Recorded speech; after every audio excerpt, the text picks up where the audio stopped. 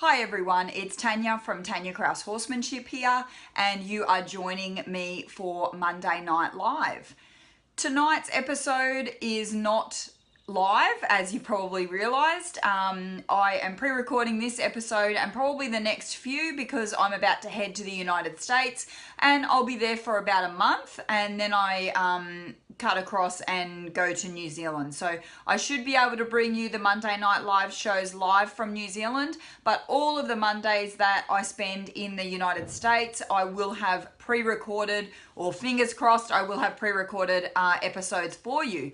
So tonight we're talking about, the topic is choosing the right horse, and this is something that I see a lot of. Obviously, people come into clinics. Often people will bring a new horse that they've got to a course because they want to spend a couple of days with it, or they want to see, in a safe environment, what the horse's level of education is, or how they get along, or whatever it is, the reason. So I see a lot of people with new horses, and I also meet a lot of people that unfortunately are coming to clinics to try and figure out some issues that they might be having with their new horse, or they're experiencing problems and things like that. So choosing the right horse is a really difficult and challenging experience in itself.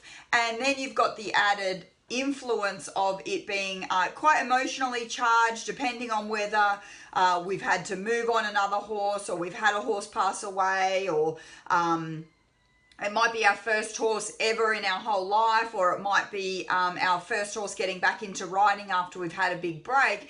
There's a lot of emotions and excitement and all that kind of thing, and there's often a real desire to get it done and hurry up. I want to have this new horse. I want to experience this new horse. I want to go out and do all these things.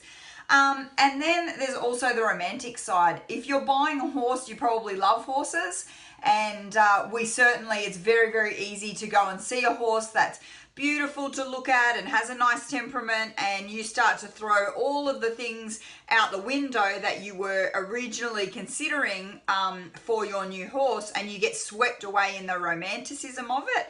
And then a month later you think to yourself, I've bought this horse and it's not, it didn't meet the criteria on my list. There was a reason that I had certain criteria on my list, and I went against that because I got swept away in the moment. So what I'm going to share with you tonight is some of the considerations that I have when I recommend that clients are looking at horses that they should consider. And hopefully some of these things are really going to help you narrow your list down, or narrow your criteria down, and really reduce the number of horses that you have to go out and look at if you stick to your list. So the first one that I want to talk about is the age of the horse. So when we're considering the age of the horse, it's important to understand what goes along with it. So typically a young horse is going to require a lot more of your attention. It's going to require a lot more of your time. It's more than likely going to require a lot more training than an older horse, etc., etc. So that's a generalization. Obviously, there's maybe some of you watching that are saying, I'm looking at a 4-year-old and it's had 2 years worth of training under their belt. So that's an exception to the rule that we're gonna go ahead and address shortly. But typically a young horse temperamentally is going to be, probably more playful and a lot more youthful in their behavior. So this is in the paddock while we're training them, and also their attention span is a lot smaller, and their ability to process complex issues is a lot lower. So we need to take into consideration a young horse and what we're wanting to do with that young horse in terms of our chosen discipline, or what our intentions are, and whether or not we've got the skill level that a young horse requires. I always say young horses are a specialty. Taking into consideration, the horse that's had 2 years worth of training and seems to be really well educated for their age, often they can present with a whole nother set of issues. So that being that they may be on the edge of some kind of mental issues because they have had so much pressure put on them at such a young age. You might find that young horses that have had extensive training might be quite shut down. They will have had minimal exposure to the general goings on of, being a ridden horse. So while you might buy a horse that's been to a futurity and so he's been traveled a lot and he's been boxed a lot and he's been in arenas a lot, he probably hasn't been, around to the beach and to the local equestrian club and ridden around with your friends for the whole day, or spending the morning with your friends and things like that. Probably hasn't been on trail rides and things like that. So despite them having a lot of education, it's not generally it's not generally a holistic level of education. It's a discipline specific education, which can pose its own set of issues as well. Or if you're buying a horse for that discipline, then it's probably something you need to consider, whether that horse is going to physically be able to still be continuing 10 years down the track if they've had a high level of training in their young years. So by the same token, if you compare a 10-year-old, I've met 10-year-old horses that might only have 12 months of training under their belt. So just because a horse is in double digits or getting close to double digits or, in their teens, doesn't necessarily mean that they've had a lot of education, but typically as they mature mentally, they grow out of a lot of that youthful behavior that can be undesirable to some people. So, kicking up their heels or getting excited when you go into the canter and things like that. Often your more mature horses, again, depending on their level of education, will have grown out of that kind of behavior. And even behavior in the paddock, like, ripping rugs or chasing each other around or, burning and rearing up at each other in the herd and all that kind of playful behavior. That said, my horse is 10 years old and he still loves to have a play, but he probably doesn't play as often as he did when he was 2. So it is stuff that they grow out of. When we're talking about kids' horses, friends of mine actually use a little simple maths formula, and they say to decide if a horse is worth considering for their child, and they say that the child's age and the horse's age should combine to be over 20. So if you're looking at if you're looking for a horse for a 10-year-old child, the horse that you're looking at should be at least 10 years old. As the child's age gets under 10, I would really change that formula to about 25. Certainly, a 5-year-old child should be riding a 20-year-old horse that's been there, done that, that's very safe, that's very quiet, that sort of thing. So I think you can probably follow on what I'm talking about there. We also need to consider that a young horse can take a lot of time to bring along. And so if your desire is to be able to, go to competitions or go to training days and things like that almost immediately, then a young horse probably isn't for you. A young horse takes a lot of dedication, it takes a lot of commitment, and it takes daily training or regular training sessions a lot more than, say, a 10-year-old horse that's been there, done that, is probably pretty happy to sit in the paddock and get pulled out on Friday, Saturday, Sunday and ridden and then get put away again. But you can't do that with a 4-year-old. A 4-year-old or a 2-year-old or a 3-year-old or a 5-year-old horse needs a consistent level of education to keep his learning going and keep his progress of education going. The second thing that we want to consider is the height of the horse. So when considering the height, it's important to consider the rider's age and their ability. So there's no point in buying a horse that a child is going to grow out of in a year. And by the same token, there's no point in buying a really tall, 17-2, warm blood or thoroughbred or Shire horse or something like that if your age is something that you consider, in 10 years when I'm 85, do I want to be clambering on the back of a 17 hands high horse? In 10 years when I'm 60 or 50 or whatever it is, I think that especially as we become adults and we're sort of buying horses that may be our last horse that we ever buy because they're going to take us right through our golden years, so to speak, I think it's really important to consider you know, am I going to want to be climbing up on this really tall horse, or am I going to feel safe riding this really tall horse in 10 years time? I think that's something that's really important, especially if we're already at a point where we're going, you know, I like to be a little bit closer to the ground than really high up. And for our children, I certainly don't want to have a child have to sell their pony within sort of 12 months. That would be quite a short time. But beyond that, I think that growing out of a pony is something that a child learns a lot of life lessons from, having to spend time with that pony and go through pony club with that pony, and then they sort of get 17, or maybe they only turn 12 or 13 or 14 and they've come off a really small pony onto the next one. I think that that's challenging in itself, and yes, it is a sad experience, but I think that the gift of giving a child a good sized pony that they can spend 4 or 5 or 10 years on,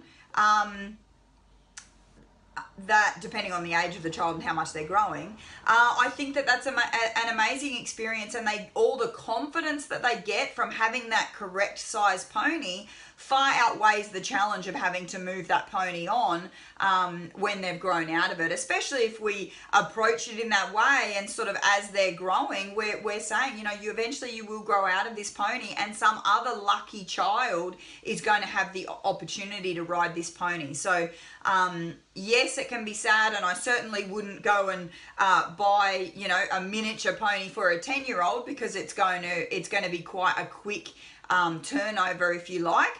But definitely, if I've got a, you know, 6 or 7-year-old child, and I can go and buy them a you know, 10-hand high pony or a 9-hand high pony that they're going to spend some really good quality years on, and then that pony's going to get moved on, I think that's a really great confidence building experience for everyone. The next thing that I wanted to talk about was colour. And what I want to say about colour is that there are no bad colours when it comes to horses.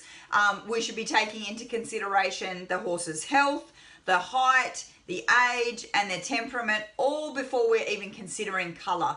The only thing that I'm going to talk about in regards to colour and our reason that it may affect your decision to purchase a horse is that I have 2 baldy face paint horses, and they are high maintenance. So they do need sunscreen all the time. They do need to wear their masks all the time. You do have to be really careful about sunburn and things like that with your paint horses. And so if you've got a horse that you're really only going to be seeing on the weekends, then that's something that you need to take into consideration, is that level of care that a coloured horse needs. And quite often horses with, you know, white markings on them, there's pink under those white markings. So the pink skin can be more susceptible to things like greasy heel or getting infection or that sort of stuff. So that's the only consideration that I would be taking into account when it comes to the colour of the horse. Education is the next thing that we need to be considering, and probably we need to have a little bit of a reality check when it comes to considering the level of education that we want our horse to have. And this works at both ends of the scale. I know that as horse people, we like to think that we're more than capable of handling a young horse all the way to a Grand Prix trained horse, but the reality is probably not that. And I think it's really, when we're considering going out and investing in a new horse, and hopefully a horse that's going to be with us for quite some time, I think it's very important to have a real reality check about the level of education of the horse that we need and that we're capable of handling. So a young horse, as I said earlier when I was in the age category, a young horse is something that needs specialty training or specialty attention, and you need to have a high level of skill when it comes to bringing on a young horse. And I hear a lot of people saying, oh, we can learn together. And I think that can be a little bit selfish of a standpoint when I don't think you're considering the horse when you necessarily say something like we can learn together, because what that means is that you're probably going to be coming from a place that isn't really confident. You're probably going to have a little bit of hesitation in there. You're going to make mistakes. We're all going to make mistakes, and even I'm going to make mistakes along the way. But I've got a lot of experience with young horses, and I've got a lot of experience in bringing them on, and I'm quite confident in my abilities in bringing a young horse on and maintaining and preserving that horse's confidence in themselves and in the process. If I'm generally a person that's trying to figure out something, if I'm trying to learn a technique or a skill, I don't think it's fair for me to be trying to learn it and trying to teach it to a horse at the same time. It's not something that particularly aligns well. The other end of that scale is definitely going out and buying a highly educated horse. So what I recommend for most people is yes, you want your horse to be educated. Yes, you want your horse to have miles under their belt and have a level of education. But once you get beyond a average or above average level of education and you get into those really high levels of education, I don't think it's fair for someone who doesn't know how to bring on a Grand Prix horse to go out and buy a Grand Prix horse, because you are going to be making a lot of mistakes with that horse. You're probably going to be confusing that horse, and if they don't have the mental capacity to deal with that frustration or deal with that confusion, and you don't have the right team of people on board with you to help you with that horse, I have seen that go south very, very quickly. I see, I've probably had experience with a couple of people that have gone out and bought a really highly educated horse that isn't what I would consider a schoolmaster. So schoolmasters are obviously quite used to inexperienced people getting on them and getting lessons on them and learning from them. But just because a horse is a certain age doesn't necessarily make him a schoolmaster. And I think that we make the mistake of thinking, oh, well, the horse knows what he's doing, so it's okay for me to just jump on there and try and learn what I'm doing. It takes a special type of horse to be able to cope with that situation. And I have seen it go really, really pear-shaped and see... I've seen people get into quite dangerous situations when the horse starts to get very, very frustrated about the rider not knowing what they're doing. So, you know, young horses to highly educated horses need that special kind of skill set. And I think the majority of riders are looking to, you know, and I'm not saying don't aim to have a Grand Prix horse. What I'm saying is go out and buy a horse that's educated to a couple of levels above you, so you're more than capable of riding him, and then learn how to teach him the higher level stuff. Because by the time a horse has got a good solid basis of education on him, then he's able to work with you and try and learn what's going on at the same time. Whereas a 4-year-old or a young horse, a mentally young horse, is not going to be able to cope with you not knowing what you're doing. I think you get along the training scale in age and education, and the two begin to merge together, and you get to be very forgiving, or the horse gets to be very forgiving towards that process. So definitely, I'm not saying don't aim to be a Grand Prix rider. Absolutely, it's something, or not necessarily competitive Grand Prix rider, but definitely all of those maneuvers and things like that. I'm not trying to say that no one should try and do that. In fact, I'm quite the opposite. I say everyone should have goals that are over the moon. You know, why not? And I think I think it keeps us all motivated, and you know, progress is the mother of motivation. So I'm not saying not to have those kind of goals, but what I am saying is pick the right horse, and you'll be able to enjoy each other's company along the process. That brings me to rescue horses, and I think it's really admirable that a lot of people have an innate desire to rescue horses along the way, and perhaps not even rescue horses, but take horses on, say, off the track thoroughbreds or standard breds that have been racing and things like that. And the reality is that rescue horses and horses that are coming across from a different discipline like racing, the reality is that some of those horses have physical and mental issues and a specific skill set of training that is going to take years to rehabilitate. So, you know, they're high-level athletes, they've been kept on a particular diet, they've been ridden in a particular way, they've been trained in a particular way. Just because a horse has been ridden, I meet a lot of people with off-the-track thoroughbreds and they're like, oh, he doesn't need to be restarted. He gets ridden all the time because he's a racehorse, but he gets ridden in a certain way. A lot of trainers now are doing cross training, and definitely, you know, some of them are introducing dressage or jumping training, and those horses are probably not what I'm talking about right now, but a specific racehorse has been jumped on and basically loped out or galloped out. And they don't have leg aids and rein aids, the same type of leg aids and rein aids that we use on a day-to-day basis. So just because a horse has been ridden doesn't mean you can ride him. And then you've got all the issues that come along with, you know, how they've been probably kept in boxes and they're not maybe used to living in herds or being out in paddocks and things like that. They're going to drop a lot of weight as they come off the track because they've been kept on specific athlete diets, and you're not going to feed him an athlete diet. And then you've got rescue horses that may have been traumatized. They may have had poor experiences with humans in the past, and I think that you do require a specific skill set again when it comes to rescue horses or it comes to retraining off the track thoroughbreds or something like that. And the reason I say that is because even though I'm a, for example, even though I think I'm a pretty, you know, intelligent human being, I wouldn't go to a doctor and say, you know, next time you get someone who's experienced trauma or something, you know, send them to me. I'll have a chat to them about it, and I reckon I can blitz it. You know, mental health in a human world, we would never consider ourselves to be someone who's able to counsel someone or be a psychologist or be a psychiatrist to somebody.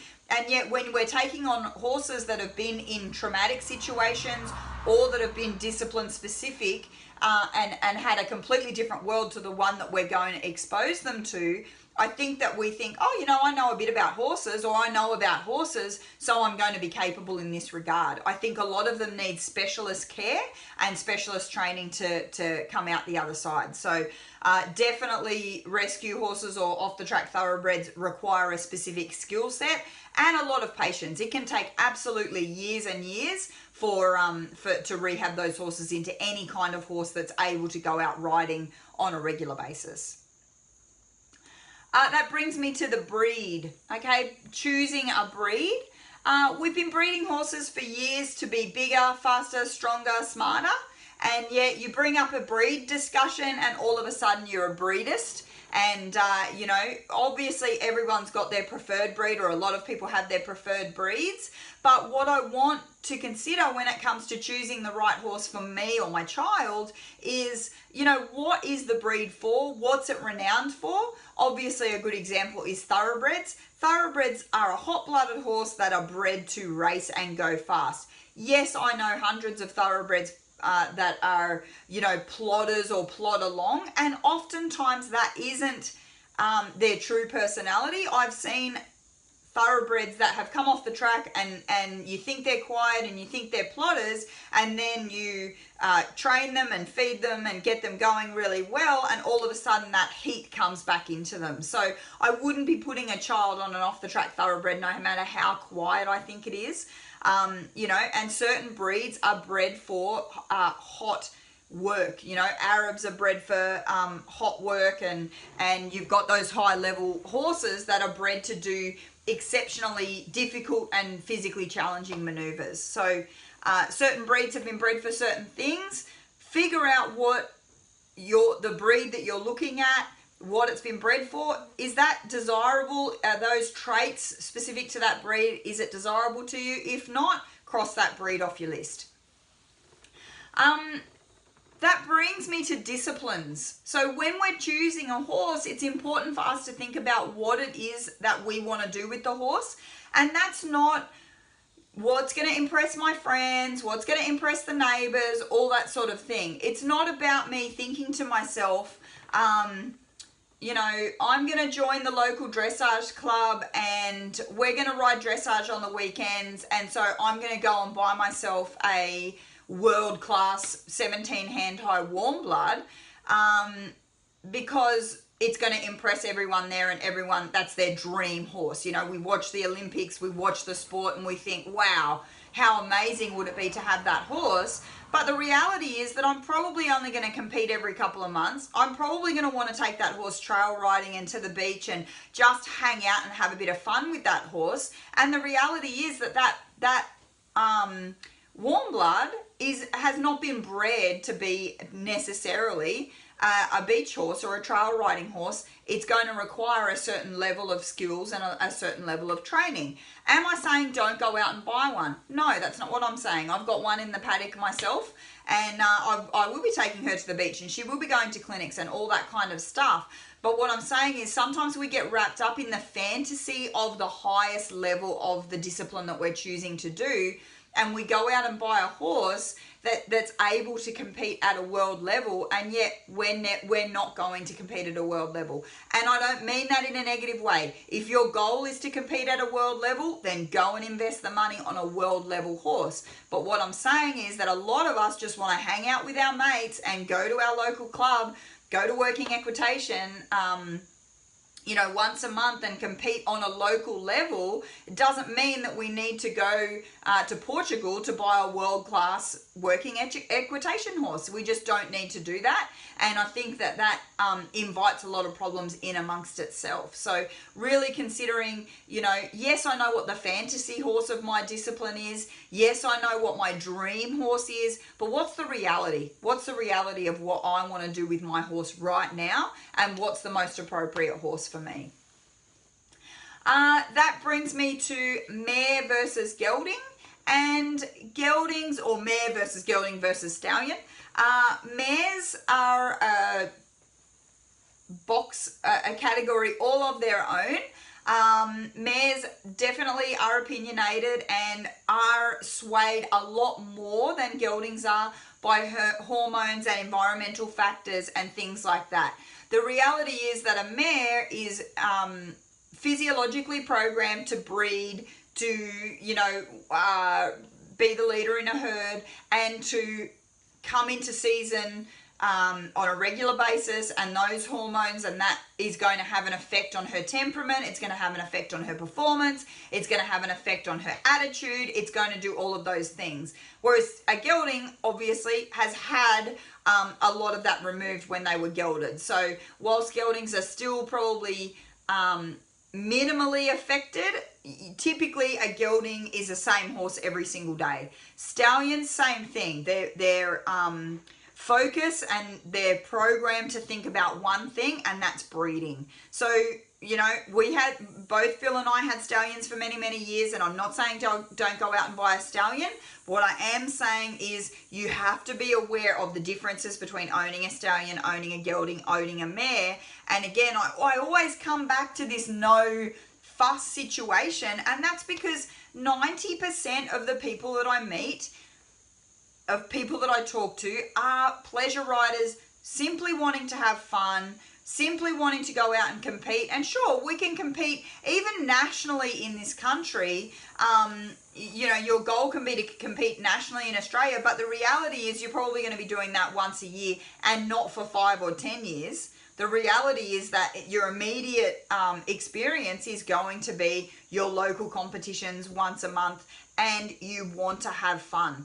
You know, you don't have, you know, if you want to compete on a world stage or you want to compete on a national level, have you got an hour every day, 2 hours, 3 hours, 4 hours every day to spend with your horse and spend training it and maintaining it and getting it balanced nutritionally and making sure that everything's right with the horse? Probably 90% of the people that I talk to, the answer to that is no. They want a horse that's low maintenance. They can go and feed him 3 or 4 times a week, and then the other 3 days a week they can go grab him out of the paddock, take him to the local club, hang out with your friends, do a couple of dressage tests, have a good day, not fall off because you want to go back to work on Monday and not have a broken arm or a broken leg and all this kind of thing. So that means 90% of the people watching this you fall into this category. So, you know, I'm not trying to be a negative normer. I'm not trying to crush your dreams.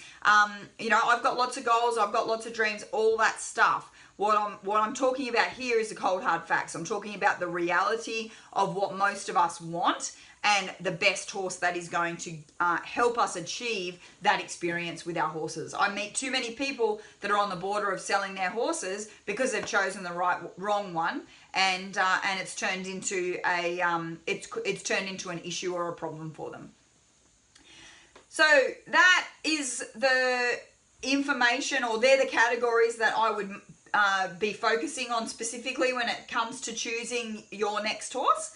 And so make your list, stick to your list, take a friend or have someone a coach, friend, someone that you trust who can, that you are going to listen to and can communicate with you and not necessarily talk you out of stuff, but you know, if you sit down with someone and you guys create a list and then you show them the list, oh, this is my short list of horses that I want to look at, you want someone that's going to be saying, well, your list says gelding, so that's a mare, no, that's a mare, no. Your list says 10 years old or older, that's 8, no, that's 7, no. Okay, we're down to 2 horses. You need to be brutal in sticking to your list, because as soon as you start to become flexible on those areas in your list, you start to go, well, if I'm going to be flexible on height, then I may as well be flexible on age. And if I'm going to be flexible on age, then I may as well be flexible on sex. And if I'm going to be flexible on sex, then I may as well be flexible on breed.